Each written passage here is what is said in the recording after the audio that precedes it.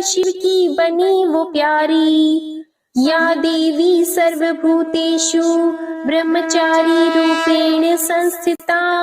नमस्तस्यै नमस्तस्यै नमस्तस्यै नमो नमः। जय माता दी। ओम नमः शिवाय। प्रिय भक्तजनों, आज आषाढ़ गुप्त नवरात्रि का दूसरा दिन है और आज आषाढ़ मास की शुक्ल पक्ष की द्वितीया तिथि है। आज का दूसरा दिन गुप्त नवरात्रि की 10 महाविद्याओं में से माँ तारा को समर्पित है तथा 9 दुर्गा स्वरूपा माँ ब्रह्मचारिणी जी की पूजा की जाती है। मान्यता है कि जो मनुष्य इस दिन माँ ब्रह्मचारिणी जी और माँ तारा जी की कथा का श्रवण करते हैं और पूजा व्रत करते हैं तो माता रानी उन भक्तों को भयंकर विपत्ति से मुक्ति दिलाती है और साथ ही लंबी उम्र का आशीर्वाद प्राप्त होता है। इसी के साथ घर में सुख समृद्धि आती है। तो आज मैं सुनाने जा रही हूँ गुप्त नवरात्रि में सुनी जाने वाली माँ ब्रह्मचारिणी तथा माँ तारा की बड़ी ही दुर्लभ तथा पौराणिक कथा। तो आप सभी भक्तजन इन कथाओं को बड़ी ही श्रद्धा और प्रसन्न चित्त मन से सुनिएगा। साथ ही चैनल को सब्सक्राइब, वीडियो को लाइक और कमेंट में जय माता दी जरूर लिखिएगा। बेल आइकन को जरूर प्रेस कीजिएगा। अब आप सुनिए 10 महाविद्याओं में से एक माँ तारा की कथा। माँ तारा का स्वरूप माँ काली के समान कहा जाता है, जिस कारण यह काली कुल में आती है। माँ का यह रूप भक्तों को आर्थिक क्षेत्र में उन्नति, जीवन में मोक्ष प्रदान करने वाला होता है। प्रिय भक्तों, यह कथा उस समय की है जब माता सती अपने पिता के घर जाने के लिए भगवान शिव से जिद करने लगती है, क्योंकि माता सती के पिता राजा दक्ष ने महायज्ञ का आयोजन किया था। उसमें शिव जी को बुलाया ही नहीं। अब यह खबर मिलते ही माता सती अकेले ही यज्ञ में जाना चाहती थी। इसके लिए उन्होंने अपने पति शिवजी से अनुमति मांगी, किंतु उन्होंने मना कर दिया। माता सती के द्वारा बार बार आग्रह करने पर भी शिवजी नहीं माने, तो माता सती को क्रोध आ गया और उन्होंने शिवजी को अपनी महत्ता दिखाने का निर्णय लिया। तब माता सती ने भगवान शिव को अपने 10 रूपों के दर्शन दिए, जिनमें से दूसरी देवी माँ तारा थी। माता रानी के यही 10 स्वरूप 10 महाविद्या कहलाती हैं। माँ काली और माँ तारा के रूप में कई समानताएं हैं, लेकिन कुछ चीजें हैं जो दोनों को अलग रूप प्रदान करती हैं। माँ तारा का वर्ण नीला है, जिस कारण इनका नाम नील सरस्वती भी कहते हैं। इनके सिर पर एक मुकुट है, जिस पर अर्ध चंद्रमा और केश खुले हुए बिखरे हुए हैं। मुंह थोड़ा सा खुला हुआ और आश्चर्यचकित मुद्रा में है। माँ खुले मुख से हंसते हुए भी दिखाई देती है। गले में भगवान शिव की भांति सर्प लिपटे हुए हैं। माँ के 4 हाथ हैं, जिसमें से एक में खड्ग, दूसरे में तलवार, तीसरे में कमल का पुष्प और चौथे में कैंची पकड़ी हुई है। माँ के कुछ विभिन्न रूपों में उनकी एक हाथ में तलवार की बजाय कटोरा पकड़े हुए दिखाई देती है, जिसे खप्पर कहते हैं। कुछ में उनकी जीभ थोड़ी सी बाहर निकली हुई दिखाई देती है, जिसमें से रक्त बह रहा होता है। तो कुछ में उनके हाथ में राक्षस की खोपड़ी भी पकड़ी गई है। माँ के गले में राक्षसों के कटे हुए सिर की माला है, तो नीचे वस्त्र के रूप में बाघ की खाल लपेटे हुए हैं। माँ का यह रूप भीषण होने के साथ साथ अपने भक्तों को अभय प्रदान करने वाला है। माँ तारा की एक कथा समुद्र मंथन से जुड़ी हुई है। सत्य युग में देव दानवों के बीच जब समुद्र मंथन का कार्य चल रहा था, तब उसमें से अथाह मात्रा में विष निकला था। तब सृष्टि को उस विष के प्रभाव से बचाने के लिए भगवान शिव ने उसे पी लिया था। उस विष का प्रभाव इतना ज्यादा था कि भगवान शिव की आंखों के आगे अंधेरा छाने लगा। वे मूर्छित होने ही वाले थे कि देवी दुर्गा ने माँ तारा का रूप धरा और भगवान शिव की माँ के रूप में उन्हें स्तनपान करवाया। माँ तारा के द्वारा स्तनपान करवाए जाने के कारण भगवान शिव के ऊपर विष का प्रभाव कम हुआ और वे पुनः चेतन अवस्था में आ गए। माँ तारा के इस कृत्य से उनका महत्व अत्यधिक बढ़ गया था। तथा उन्हें भगवान शिव की माँ की उपाधि मिली थी। इस कारण भक्त माँ तारा को मातृत्व भाव से देखते हैं और उसी रूप में उनकी साधना करते हैं। माँ तारा का रूप अत्यंत भयंकर और डरावना लगता है, लेकिन वे बिल्कुल इसके विपरीत हैं। माँ तारा अपने भक्तों को इस भौतिक और सांसारिक दुखों से पार लगाती है या तारती है, जिस कारण इनका नाम तारा पड़ा। ऐसा कहा जाता है कि सर्वप्रथम महर्षि वशिष्ठ ने माँ तारा की आराधना की थी, इसीलिए तारा को वशिष्ठा आराधिता तारा भी कहा जाता है। वशिष्ठ ने पहले भगवती तारा की आराधना वैदिक रीति से करनी आरंभ की, जो सफल नहीं हो सकी। उन्हें अदृश्य शक्ति में संकेत मिला कि वे तांत्रिक पद्धति के द्वारा उपासना करें। फिर जब वशिष्ठ जी ने तांत्रिक पद्धति का आश्रय लिया, तब उन्हें सिद्धि प्राप्त हुई।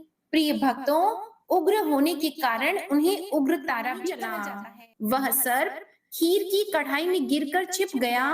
एक छिपकली जो कि पिछले जन्म में तारा देवी की छोटी बहन थी तथा बहन के शब्दों को स्वीकार कर इस जन्म में छिपकली बनी थी, सर्प का भंडारे में गिरना देख रही थी। उसे त्याग और परोपकार की शिक्षा अब तक याद थी। वह छिपकली घर की दीवार पर चिपकी समय की प्रतीक्षा करती रही। कई लोगों के प्राण बचाने के लिए उसने अपने प्राण न्योछावर कर देने का मन ही मन निश्चय किया। जब खीर भंडारे में दी जाने वाली थी, तो सबकी आंखों के सामने वह छिपकली दीवार से कूदकर कढ़ाई में जा गिरी। इस प्रकार सब लोग छिपकली को बुरा भला कहते हुए खीर की कढ़ाई को खाली करने लगे। तो उस समय उन्होंने उसमें मरे हुए सांप को देखा। अब सबको मालूम हुआ कि छिपकली ने अपने प्राण देकर उन सबके प्राणों की रक्षा की है। इस प्रकार उपस्थित सभी सज्जनों और देवताओं ने उस छिपकली के लिए प्रार्थना की कि उसे सब योनियों में उत्तम मनुष्य योनि प्राप्त हो तथा अंत में मोक्ष को प्राप्त करे। तीसरे जन्म में वह छिपकली राजा स्पर्श के घर कन्या बनी। दूसरी बहन तारा देवी ने फिर मनुष्य का जन्म लेकर तारामती नाम से अयोध्या के प्रतापी राजा हरिश्चंद्र के साथ विवाह किया। राजा स्पर्श ने ज्योतिषियों से कन्या की कुंडली बनवाई। ज्योतिषियों ने राजा को बताया कि कन्या राजा के लिए हानिकारक सिद्ध होगी, शकुन ठीक नहीं है, इसलिए आप इसे मरवा दीजिए। तब राजा बोला कि लड़की को मारना बहुत बड़ा पाप है, मैं उस पाप का भागी नहीं बन सकता।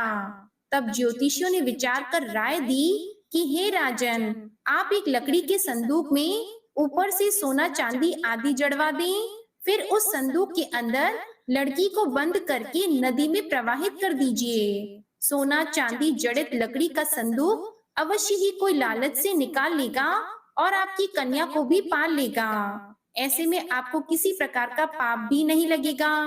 इस प्रकार नदी में बहता हुआ संदूक काशी के पास एक हरिजन को दिखाई दिया।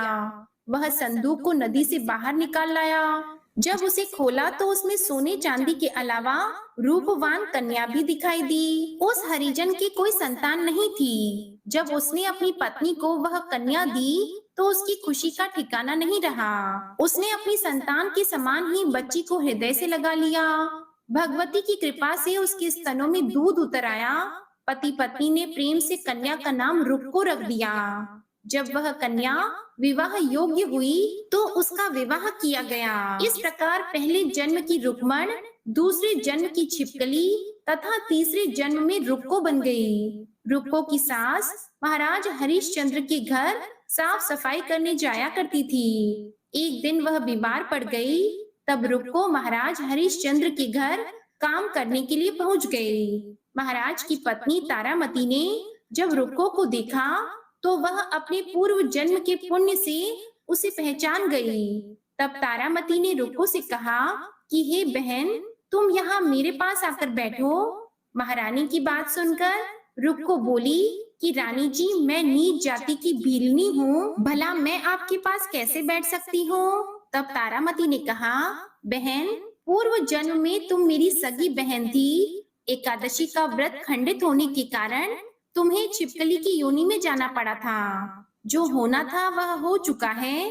अब तुम इस जन्म को सुधारने का उपाय करो तथा भगवती माँ वैष्णो दुर्गा की सेवा करके अपने इस जन्म को सफल बनाओ। यह सुनकर रुक को बड़ी प्रसन्न हुई और उसने उपाय पूछा।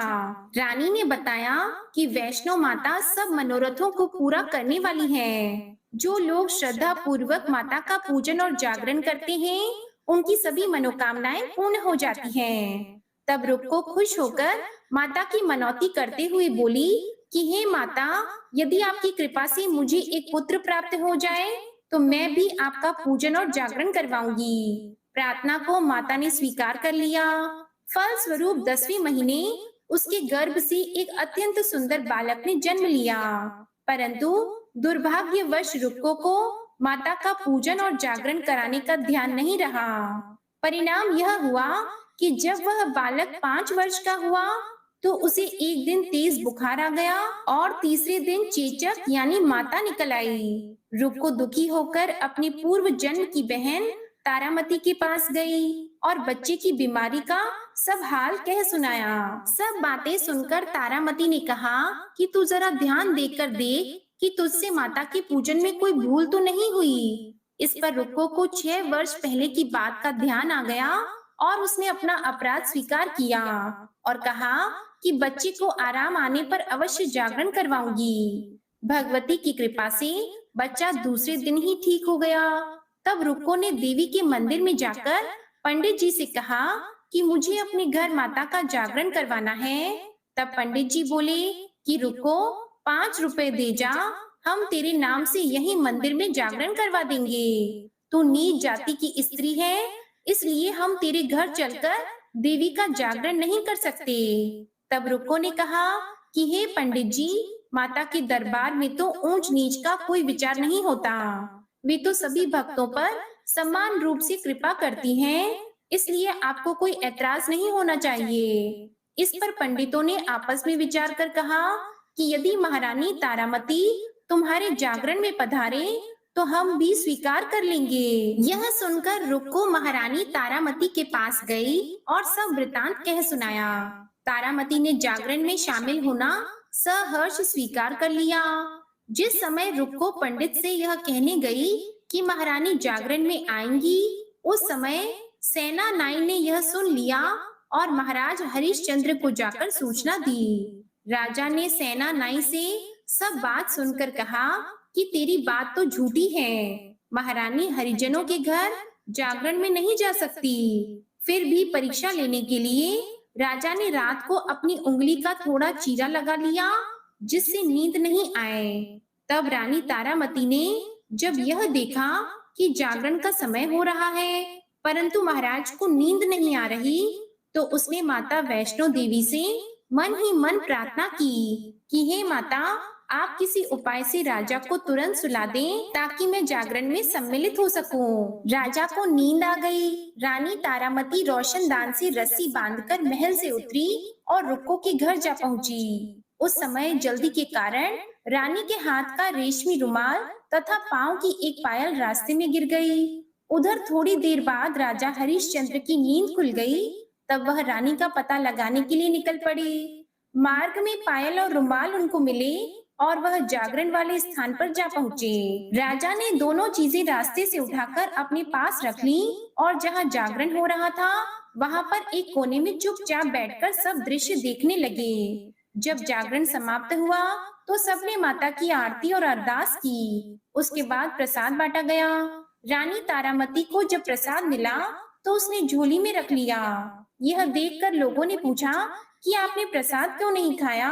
यदि आप प्रसाद नहीं खाएंगी तो कोई भी नहीं खाएगा। तब रानी बोली कि तुमने जो मुझे प्रसाद दिया है वह मैंने महाराज के लिए रख लिया। अब मुझे मेरा प्रसाद दे दो। अब की बार प्रसाद लेकर तारा ने खा लिया। उसके बाद सब भक्तों ने माता का प्रसाद खाया। इस प्रकार जागरण समाप्त करके प्रसाद खाने के बाद रानी तारामती घर की ओर चली। तब राजा ने आगे बढ़कर रास्ता रोक लिया और कहा कि तुमने नीच के घर का खाना खाकर अपना धर्म भ्रष्ट किया है। अब तुझे मैं इस घर में कैसे रखूं? तूने तो कुल की मर्यादा और मेरी प्रतिष्ठा का कोई भी ध्यान नहीं रखा। जो प्रसाद तू अपनी झोली में रखकर मेरे लिए लाई है उसे खिलाकर मुझे भी अपवित्र करना चाहती है। ऐसा कहते हुए जब राजा ने झोली की ओर देखा, तब भगवती वैष्णो देवी माँ दुर्गा की कृपा से प्रसाद के स्थान पर चंपा, गुलाब, गेंदा के फूल और कच्चे चावल, सुपारी, मखाने, छुआरे और नारियल दिखाई दिए। इसी प्रसाद को ही बाटे का प्रसाद कहते हैं। राजा हरिश्चंद्र रानी तारा को लेकर साथ लौट आया। वहां रानी ने ज्वाला मैया की शक्ति से बिना माचिस और चमकीले पत्थर की सहायता लिए बिना राजा को अग्नि प्रज्वलित करके दिखाई, जिसे देखकर राजा का आश्चर्य और बढ़ गया। राजा के मन में देवी के प्रति विश्वास और श्रद्धा जाग उठी। इसके बाद राजा ने रानी से कहा कि मैं माता के प्रत्यक्ष दर्शन करना चाहता हूँ। रानी बोली कि प्रत्यक्ष दर्शन करने के लिए बहुत बड़ा त्याग होना चाहिए। यदि आप अपने पुत्र रोहित की बलि दे सकें, तो आपको दुर्गा देवी के प्रत्यक्ष दर्शन प्राप्त हो सकते हैं। राजा के मन में देवी के दर्शन करने की लगन हो गई थी। राजा ने पुत्र का मोह त्याग कर रोहित का सिर देवी को अर्पण कर दिया। ऐसी सच्ची श्रद्धा एवं विश्वास देखकर दुर्गा माता सिंह पर सवार होकर उसी समय प्रकट हो गई और राजा हरिश्चंद्र माता के दर्शन करके कृतार्थ हुए। मरा हुआ पुत्र भी जीवित हो गया।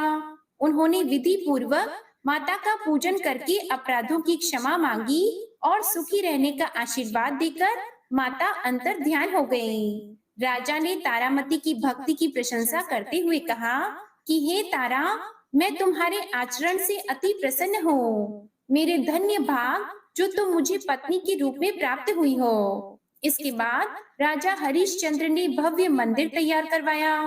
रानी तारा देवी एवं रुक्मण दोनों मनुष्य योनि से छूटकर देवलोक को प्राप्त हुई। माता रानी के जागरण में तारा रानी की इस कथा को जो मनुष्य विधि पूर्वक पढ़ता है या सुनता है, उसकी सभी मनोकामनाएं पूर्ण होती हैं। सुख और समृद्धि बढ़ती है, शत्रुओं का नाश होता है और सर्व मंगल होता है। जय माता दी। ओम नमः शिवाय। जय माता दी। जी के उपदेश से उन्होंने भगवान शंकर जी को पति के रूप में प्राप्त करने के लिए अत्यंत कठिन तपस्या की थी। इसी दुष्कर तपस्या के कारण इन्हें तपस्चारिणी अर्थात ब्रह्मचारिणी नाम से अभिहित किया गया। 1000 वर्ष उन्होंने केवल फल मूल खाकर व्यतीत किए और 100 वर्षों तक केवल शाक पर निर्वाह किया था। कुछ दिनों तक कठिन उपवास रखते हुए देवी ने खुले आकाश के नीचे वर्षा और धूप के भयानक कष्ट सहे। इस कठिन तपस्या के बाद 3000 वर्षों तक केवल जमीन पर टूटकर गिरे हुए बेल पत्रों को खाकर वे भगवान शिव की आराधना करती रहीं।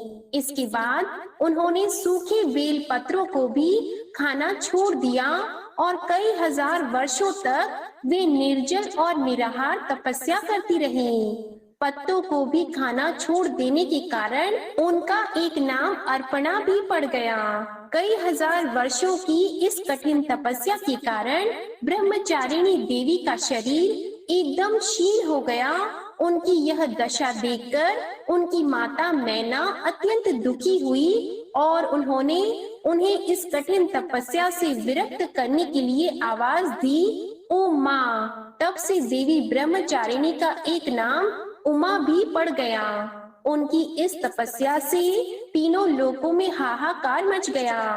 देवता, ऋषि, सिद्धगण, मुनि सभी देवता ब्रह्मचारिणी की इस तपस्या को अभूतपूर्व पुण्य कृत्य बताते हुए उनकी सराहना करने लगे। अंत में पितामह ब्रह्मा जी ने आकाशवाणी के द्वारा उन्हें संबोधित करते हुए प्रसन्न स्वर में कहा, हे देवी, आज तक किसी ने ऐसी कठोर तपस्या नहीं की जैसी तुमने की है। तुम्हारे इस अलौकिक कृत्य की चारों ओर सराहना हो रही है। तुम्हारी मनोकामना सर्वतोभावेन परिपूर्ण होगी। भगवान चंद्रमौली शिव जी तुम्हें पति रूप में प्राप्त अवश्य होंगे। अब तुम तपस्या से विरत होकर घर लौट जाओ। शीघ्र ही तुम्हारे पिता तुम्हें बुलाने आ रहे हैं। भक्त जनों, माँ ब्रह्मचारिणी की इस कठोर तपस्या को देखते हुए भगवान शिव जी ने कई बार उनकी परीक्षा भी ली। उस परीक्षा में देवी माँ उत्तीर्ण हुई और इससे प्रसन्न होकर महादेव भगवान भोलेनाथ ने माता ब्रह्मचारिणी को अपनी अर्धांगिनी स्वीकार किया, उन्हें आशीर्वाद दिया तथा उनसे विवाह किया। माँ दुर्गा का यह दूसरा स्वरूप भक्तों और सिद्धों को अत्यंत फल देने वाला है। उनकी उपासना से मनुष्य में तप, त्याग, वैराग्य, सदाचार और संयम जैसे गुणों की वृद्धि होती है। जीवन के कठिन संघर्षों में भी व्यक्ति अपने कर्तव्य से विचलित नहीं होता। माँ ब्रह्मचारिणी देवी की कृपा से उसे सर्वत्र सिद्धि और विजय की प्राप्ति होती है।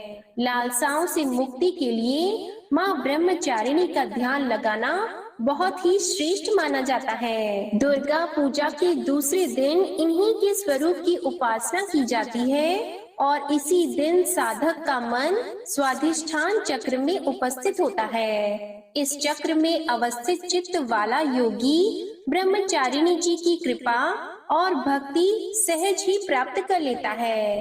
प्रेम से बोलिए माता ब्रह्मचारिणी की जय। जय हो माँ शारदा, जय माँ भवानी। अब आप सुनिए दुर्गा चालीसा पाठ। नमो नमो दुर्गे सुख करनी, नमो नमो दुर्गे दुख हरनी। निरंकार है ज्योति तुम्हारी, तिहु लोक फैली उजियारी। शशि ललाट मुख महाविशाला, नेत्र लाल भ्रिकुटी विकराला। रूप मातु को अधिक सुहावे, दर्श करत जन अति सुख पावे। तुम संसार शक्ति ले कीना, पालन हेतु अन्न धन दीना। अन्नपूर्णा हुई जगपाला, तुम ही आदि सुंदरी बाला। प्रलय काल सब नाशनहारी, तुम गौरी शिव शंकर प्यारी। शिव योगी तुम्हारे गुण गावे, ब्रह्म विष्णु तुम्हें नित ध्यावे। रूप सरस्वती को तुम धारा, दे सुबुद्धि ऋषि मुनिन उबारा। धरयो रूप नरसिंह को अम्बा, परगट पई फाड़ कर खम्बा। रक्षा करी प्रहलाद बचायो, हिरण्याक्ष को स्वर्ग पठायो। लक्ष्मी रूप धरो जग माही, श्री नारायण अंग समाही। क्षीर संधु में करत विलासा, दया सिंधु दीजे मन आसा। हिंगलाज में तुम्ही भवानी, महिमा अमित न जात बखानी। मातंगी अरुधुमावती माता, भुवनेश्वरी बगला सुखदाता। श्री भैरव तारा जगतारिणी, छिन्न भाल भव दुख निवारिणी। के हरि वाहन सोह भवानी, लांगुर वीर चलत अगवानी। कर में खप्पर खड़ग विराजी, जाको देख काल डर भाजी। सोहे अस्त्र और त्रिशूला, जाते उठत शत्रु ही शूला। नगर कोट में तुम्ही विराजत, तिहु लोक में डंका बाजत। शुंभ निशुंभ दानव तुम मारे, रक्त बीज शंखन सहारे। महिषासुर नृप अति अभिमानी, जे अगभार महिया कुलानी। रूप कराल कालिका धारा, सीन सहित तुम तिहि सहारा। परी गाढ़ संतन पर जब जब भई सहाय, मातु तुम तब तब। अमरपुरी अरुबा सवलोका, तब महिमा सब रहे अशोका।